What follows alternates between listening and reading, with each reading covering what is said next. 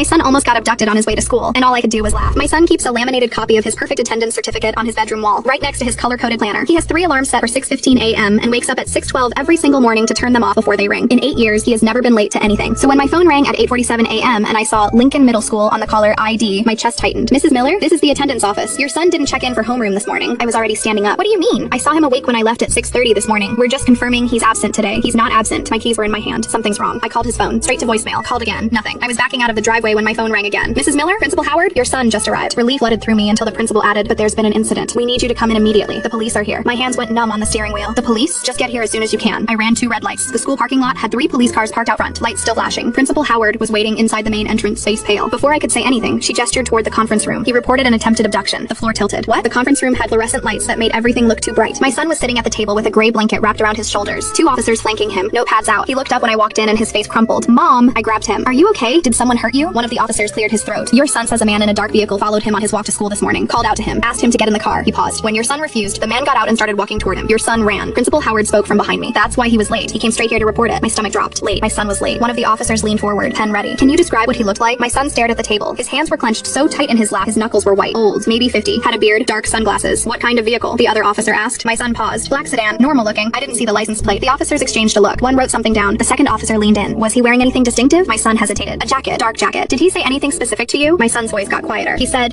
he knew my mom. Asked if I needed a ride. My heart stopped. They were taking notes faster now. One of the officers looked up. What time was this? Around 8:10. My son said. Which street? He took a deep breath. Maple. Near the intersection with Oak. One officer stood up. We're going to canvass that area immediately. This is the 3rd report we've had in 2 months. My head snapped toward him. 3rd? Different neighborhoods but similar descriptions. We take this extremely seriously. They kept us there for another 40 minutes, going over the timeline, what the man's voice sounded like, whether my son had seen the car before. My son answered everything in that same quiet, shaky voice, never looking up from the table. Finally, one officer closed his notebook. We'll be in touch. In the meantime, we're increasing patrols in the area. He looked at my son. You did the right thing coming here immediately. Principal Howard walked us to the main office. I signed him out. We walked to the car without speaking. We were halfway home when my son said, Mom, his voice sounded wrong. I need to tell you something. I pulled into an empty parking lot and turned to face him. He couldn't look at me. His hands were shaking in his lap. There was no car, no guy with a beard, none of it. He looked up and his eyes were filled with tears. I was late. My mouth fell open. You were? What? I was late for the first time ever. His voice cracked. I fell back asleep and woke up at 7:52 and panicked. Couldn't find my history homework. Got to school at 8:14. He wiped his eyes. I'd never been late before. I walked up to the entrance and froze. Then I remembered that assembly about stranger danger, and I went to the office and said someone tried to grab me. I sat there staring at my son who'd faked an attempted kidnapping because he was 14 minutes late for the first time in his life. Then I started laughing. I couldn't help it. The absurdity of it hit me all at once and I just lost it. He stared at me in shock. You're not mad? Oh, I'm furious, I said, wiping my eyes. But you're not telling anyone the real reason. He looked up at me. Really? Really, but you owe me. Big time.